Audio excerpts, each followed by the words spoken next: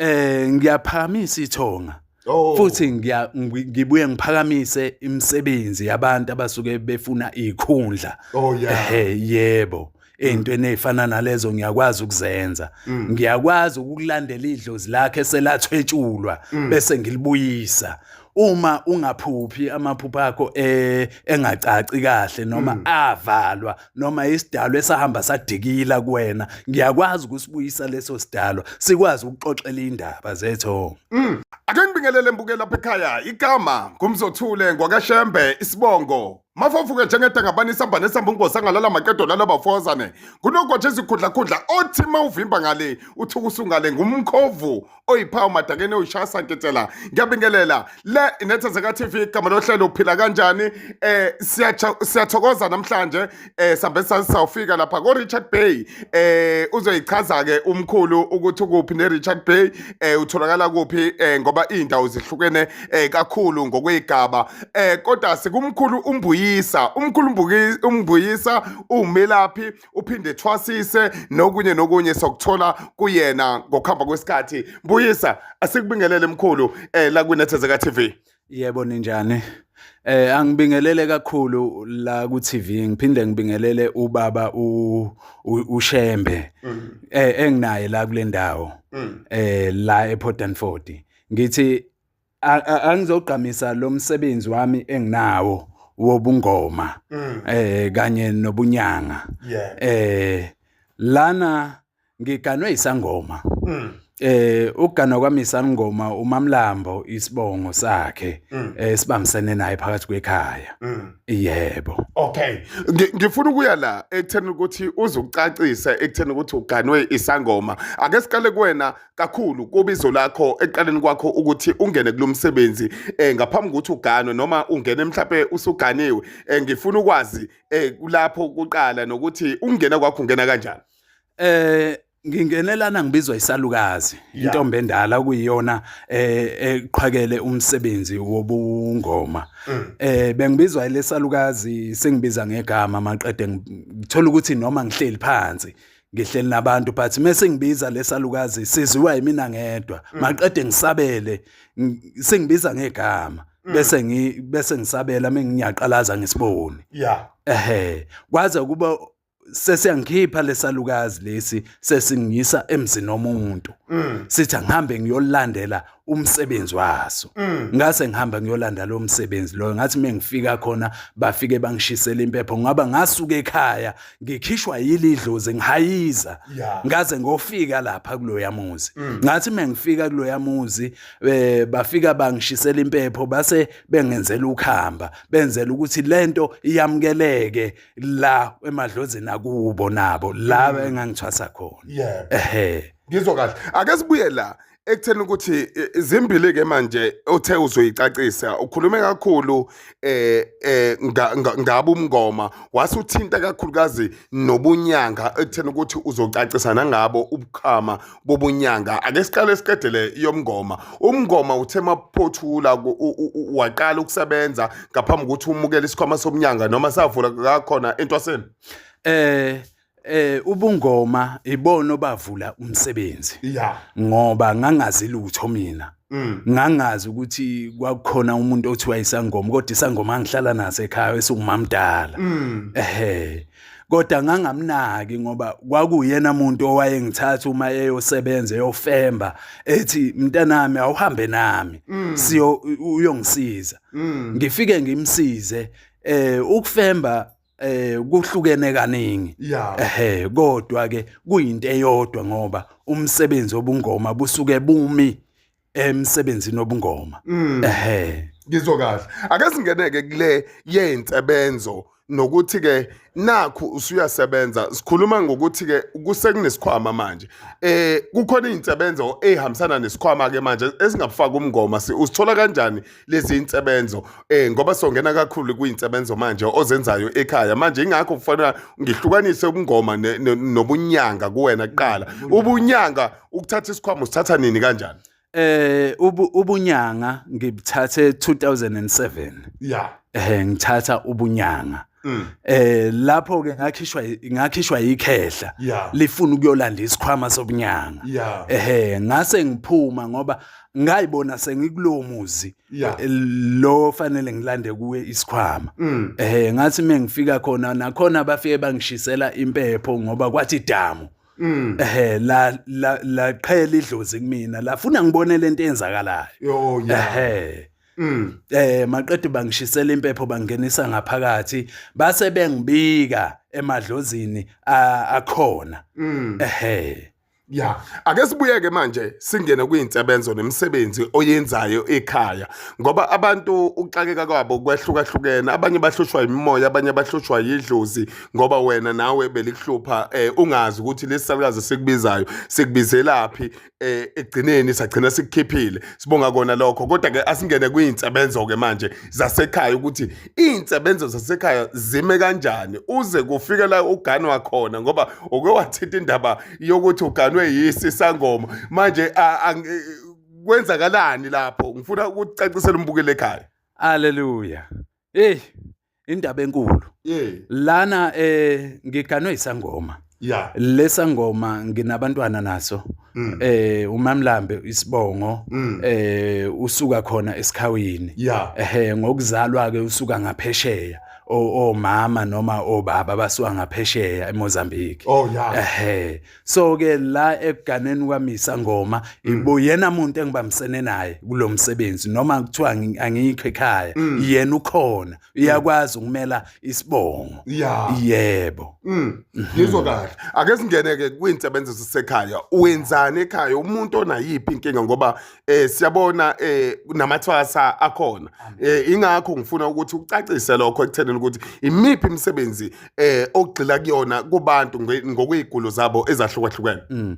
Lana ekhaya kuningi ngoba njengoba ngikutshela ukuthi sibambisene nomama wekhaya umama uyathwasisa unamathwasa ekhaya sibambisene futhi nami ngiyathwasisa nje yonke into ihlangene la ekhaya kodwa into engigxile kakhulu kuyona ukuphakamisa abantu la ebugedleni la eminyangeni ngiyaphakamisa la ngelapha ngokwesintu.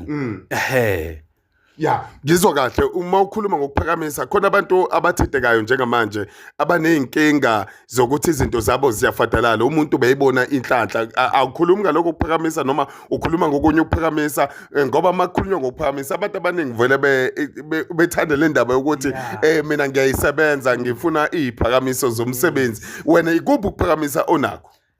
Ngiyaphakamisa ithonga. Futhi ngibuye ngiphakamise imisebenzi yabantu abasuke befuna izikhundla. Yebo. Ey'ntweni ey'fana nalezo ngiyakwazi ukuzenza. Ngiyakwazi ukulandela idlozi lakhe selathwetshulwa bese ngilibuyisa. Uma ungaphuphi amaphupho akho engacaci kahle noma avalwa noma isidalo esahamba sadikila kuwena ngiyakwazi ukusibuyisa leso sidalo sikwazi ukuxoxela indaba zethu. Ngikuzwa kahle ngifuna ukuthi sike sithinte kakhulukazi le ethongo ngaphambi kokuthi sithinte kakhulukazi le eyiphakamisa ngokuhlukana kwazo ke lezi zemisebenzi nezesikhundla. Ake singene kulezi zethongo aqala abantu bayasho ukuthi ngavalwa nginenkinga ngafika emzini womuntu ngiyohlola ngafika ngathwasisa noma ngathwala umnqwambo kwenziwa 1 no 2 no 3 izinto zami zavaleka ayisenje ngokufana. Ngifuna ukuthi singene kulabo bantu othola ukuthi bavaleka egcineni emene kanjalo. Ake singene kubona bayafika ekhaya abantu abakanjalo abanalezi inkinga ngokwehlukana mayihlukana kanjani. Bayafika abantu abakanjalo abahamba bavalwa noma kwavalwa isidalwa ukube isidalwa singasebenzi la ekhaya singalethi inhlanhla. Labo bantu labo kufanele eqale begezwe kuqala kuze bekwazi ukucaciseleka ucaciselwa yithonga lalo muntu osuke engene kuyena bese ukwazi ukumphenyela ucha njengamanje asambeni kanje ngoba kahle la ebungomeni akuwena gobela ufanele utshele umntwana ukuthi umntwana enza kanje but ufanele emanagwe abantu abamphethe okuyibona okufanele bemtshela ukuthi mntanami thina sifuna ukuthi cela usenzele kanje. Uma mina ngigezile yonke into iyaqaqeka iyavuleka. Ngikuzwa kahle lapho kuyangicecela ngokusobala ekuthena ukuthi lokho kokuthiwasa vele kusuke kulandelwa shothi leli thongo elikulowo muntu noma lesisithunywa esikulowo muntu kusuke sekwenze njani ngoba uthi bayafika abantu abafike bavaleka kanjalo uthola ukuthi umuntu bekufanele mhlawumbe edle inkamba emva kalokho ekudlule kodwa useze wathwasa noma kwenziswa ezinye zezinto eyintoni kanjalo yakhona ukuthi umuntu umlungisele ebuyele endleleni yakhe eqhubeke nemisebenzi okumele eyisebenze kunjalo. Lana ngiyakwazi ukwenza lokho. Ngoba uma mina into engiyifunayo ngisuke ngifune impendulo ezisuke isuka kulowo muntu loyo. Bese ngitshela ukuthi cha uthi ugogo noma uthi umkhulu angenze kanje. Bese kuba imina engimenzelayo leyo nto leyo ngoba mina ngisuke ngifana negadi. Elifanele ukube limgadi ukuthi fanele uwenze ukuthi ungenzi ukuthi ngoba ngaleso sikhathi yena usuke edidekile engazi ukuthi fanele enze njani. Uthola ukuthi omunye umuntu uvaliwe toti akukho umuntu okhange wangena noma umsebenzi akake wawuthola. Sekufanele ukuthi lo muntu loyo ngimenxusele esidalweni sakhe ngimgeze bese ethi mebuya lo muntu loyo bese engikwazi ukungena ngendlela emsebenzini wakhe. Ngizwe kahle mkhulu ake sibuye ngala nampa abantu uke wathinta indaba yokuthi nephakamiso zeyikhundla uyakwazi abantu ukumphakamisa khona umuntu ke ozamayo nasemsebenzini unyamanyambana kumanje emsebenzini kukhona omunye othola ukuthi uyazama unali business akhambi kahle kuyena kodwa abasemaceleni khamba kahle omunye uthuka esengena ekweletini angazazi ukuthi ungene kanjani kuzona kodwa ubona imali uyayiphatha impela kodwa uyangena ekweletini ake sikhulume ngalabo bantu ubahlukanisa kanjani ngokwegaba sokubalapha noma unazo izinto eziqondene nabo ngokuhlukana kwabo zikhona zikhona izinto ngokwahlukahlukana kwabo abasuke ezisuke zibaphethe bona emzimbeni but umuntu osuke evaliwe ukuthi umsebenzi akangawutholi uthola ukuthi umuntu wavalwa ezalwa kwathiwa kulo mama akukho eyokuphinde ilunge noma esizukulwaneni sakhona ayikho into eyophinda ilunge lapho ke ngike ngcenge sona isidalwa ukuthi isidalwa akube yisona isidalwa esikwaziyo ukumpick-up lo muntu ngoba into yakhe isuke ingasekho usuke efana nomuntu ofile so manje lo muntu uyakwazi ukuvuswa kuze isidalwa sibuye kuyena simxoxele njengoba sasixoxa eqaleni loyo muntu loyo ukumthathe uhambe naye uye emfuleni ufike uyomcelela njengoba bengishilo umcelele lo muntu ukuze izinto zakhe zizobuya ngendlela okuyiyona even noma kuthiwa ke umshayela lolo khamba liqondane nalomnikazi omsebenzi noma lo muntu loyo akaqondane nalomsebenzi akasuke ephathiswe wona ngoba kukhona umuntu ukuthola ukuthi uhluphekile akanalutho but imali yavalwa kwavalwa inhlanhla kuyena sekufanele ke lo muntu ke umcathulise kancane yabo into zakhe zilunge lana usuyamthatha mhlambe ke wakhuluma ngesikhundla la esikhundleni ukuthola ukuthi umuntu ufuna isikhundla ngabe ufuna isikhundla sokusebenza umsebenzi obunyanga noma ufuna isikhundla sokusebenza umsebenzi kwamlungu loyo muntu loyo izinto zakhe kuthola ukuthi zimnyama uyakwazi ukumcathulisa naye kancane egcineze efike kulelo zinga afuna ukufika kulona isikhwama siyavalwa naso ake sikhulume ngenyanga nazi zangoma lezi ngoba zigcwele la emhlabeni siyayibona inqwambile kodwa hayi imisebenzi ayikho ake singene lapho ukuthi isikhwama siyavalwa sona isikhwama siyavalwa ekuvaleni kwaso isikhwama sisuke kungabantu abathile abalwa nawe Oh, yeah. empilweni. Oh, yeah. Uthola ukuthi bayacindezela. Uma becindezela labo bantu uthola ukuthi bavala isikhwama sabo umsebenzi lo. Ugcina ungasasebenzi uyimpuphu ungasaboni lutho. Oh, yeah. Leyo nto leyo sekufanele ukuthi ke manje njengoba ngikutshela ukuthi isiqalo sento kuze ukwazi ukubona, ukwazi ukusebenza, ukwazi ukubhekana nabantu. Kufanele uqale ugeze ngoba kusuke kukhona isichitho. Oh, yeah. Kusuke kukhona isichitho nedlozi ukuthola ukuthi livaliwe manje alisakwazi ukunikeza inhlanhla. Yeah. Sekufanele ukuthi lelo dlozi lelo likwazi ukuvulelwa ukuthi likwazi ukukunikeza inhlanhla. Yeah. Ngizwe kahle. Ake singereke la ekuthenini ukuthi ekhaya ngoba nisebenza kanje nangumama ukhona ekhaya akhona amathwasa nawe ukhona ekhaya akhona amathwasa ikhona insebenzo. Khona umuntu ozothi hey wemkhulu sengihlupheke kwanele. Omunye ethi hey umkhulu ngifuna into nje yokuphakamisa sengifuna noma yini ngoba phela kukhona abantu abavele bekhuluma ngenoma yini masethi ngifuna into noma ngabe kuthiwa izinhlanga ezongenza ukuthi ngiphumelele kukho konke engikwenzayo ngabe uyakwenza lokho? Ngiyakwenza lokho. Ekwenzeni kwami fanele ngiqale ngibuke ukuthi yena fanele ngiqale ngihlole kuqala. Okay. Yeah. Into yokuqala nje ukuhlola. Yeah. Kuze ngibone lo muntu ukuthi yini into emvalelayo inkingeni zakhe noma yini into evalile. Yeah. Kuze ekwazi ukusebenza noma ukuthola lelo business lelo akalifunayo. Uma ngihlolile ngathola ukuthi okay inkinga ila. Yeah. Sekufanele ukuthi manje ngimsize kuleyo nkinga abhekene nayo. Yeah. Ngizwe kahle. Mkhulu ucacisa ke la usebenzela khona. Usebenzela endaweni eyodwa noma uphinde usuke uye kwenye indawo uyosebenza khona noma indlela zokusebenza kwakho zime kanjani nokucacisela nje umbukeli ukuthi uthola ngaziphi ikhathi ngokwemisebenzi yakho ngoba abantu kumanje bakhona ababukayo and bayafisa ukuthi besondele nokuthi ukusondela kwabo bengakuthola kanjani. Ukusondela kwabo kungaba inamba. Ukuze umuntu esizakale. Fanele eqale ebheke inkinga yakhe. Yeah, ihlole. Eyihlole. Ngoba ngingathatha umuthi ngikunikeze. Yeah. Uthola ukuthi awusebenzi wena. Kodwa komunye umuntu engimnikezela umuthi uyasebenza.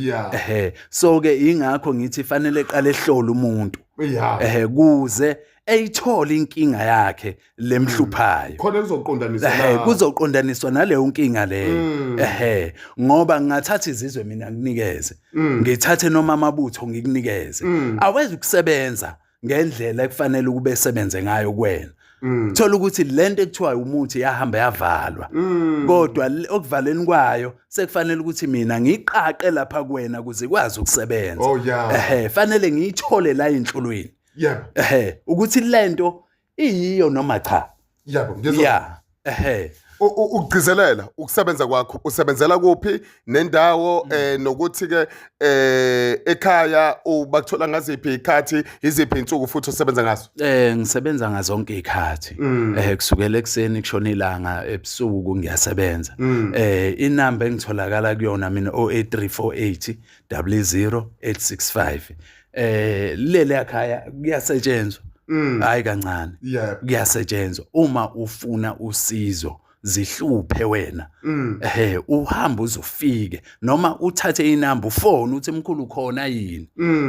Bese ngikwazi ke ukuattend. Chazela umuntu ngokusobala nje kwendawo okuyona ekhaya nokucacisela umuntu olapha ko Richard Bay zonke lezo indawo ezakhele yona impangeni nabasuka kude abantu uma beza kuwena ukucacisa nje ngendawo ukuthi kuphi nendawo. Ngise-Port Danford endaweni yaseSikhawini. Richards Bay abaningi bayangazi, empangeni bayangazi abaningi, koSikhawini bayazi ukuthi uma ufuna usizo uya kubani. Yebo baningi kodwa loyo muntu osuke kwesinye isikhathi utshengiswe idlozi uya kuyena. Kunjalo. Sibonga kakhulu mkhulu Mbuyisa, siyabonga ngesikhathi sakho sinike sona la kwiNethezeka TV. Haleluya, ngibonga kakhulu. Ngibonga ababukeli, ngibonge ubaba uShembe. Cha ngibonga kakhulu baba. Ukuze ungifake kule ndawo kuningi kakhulu. Yebo, kuningi. Oba ngabe ngiyaxoxa kuningi ngalomsebenzi, ngabe ngiyaxoxa ngashona langa. Yebo, ngikholwa. Kodwa ke njengamanje ngakho ngithi nqampu ukuze kukwazi ukukhaveka lesi sikhathi esibekiwe. Ngizwe kahle kubonga kuthina ngesikhathi sakho. Amen. Kunjalo mbukela lapha ekhaya umkhulumbuyisa ngoba esho ukuthi lapha koSikhaweni bayamazi kakhulukazi kompangeni nalapha na endaweni iyakhona lapha eRichard Bay ulapha ePortlandford la isebenzela khona. Inamba zakhe izona lezi la screenini uyayithola na kanjani ngoba lokho esiqalile uhlelo lokho ivela inamba zakhe umkhulumbuyisa. Sibonga kakhulu nangesikhathi sakhe asinika sona nokuthi echaze ngomsebenzi wakhe ngoba okubalekile isekutheleni ukuthi emakhaya endaweni zasemakhaya nala esisuka khona abelaphi bendawo ubuko bakhona izinyanga zikhona ingakho abantu besuke ngisho eindaweni ezikude bezofika kuyena la esebenzela khona. Sibonga kakhulu ngesikhathi sakho mbukela lapha ekhaya khona la kwiNethezeka TV. Ngena ku YouTube, ngena ku Facebook, ngena ku TikTok uthi Nethezeka TV uzosithola na kanjani. Igama lami ngingumzothule ngokashembe isibongo umafafuke njengetengabani sambane sabumgosa ngalala maqedo lala bafazane kunokwa nje izikhundla othi mawuvimba ngale uthi kusungale ngomkhovu oyiphayo madakeni oyishasa ngentela ngomakhuza sefakiwe njengosawuda ayiphinde ibonane nangokuzayo yipa.